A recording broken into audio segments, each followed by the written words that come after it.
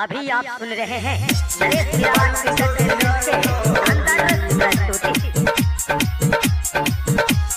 DJ Umesh Sukhipur बाजार। के सिंगार घूमे छही बाजार तोरा पाछू पड़ल छौ लपुआ हजार के सिंगार घूमे छही बाजार तोरा पाछू पड़ल छौ लपुआ हजार कोने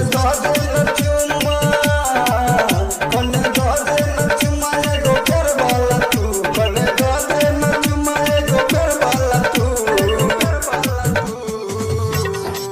कनिक वीडियो बनाबै छतू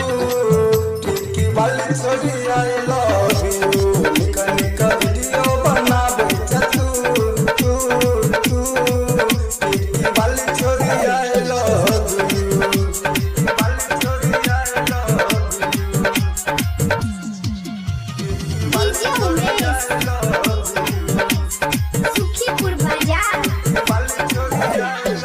करे छियौ तोरा आईडी के फॉलो सया बनबही कि नहीं जल्दी बोलो करे छियौ तोरा आईडी के फॉलो सया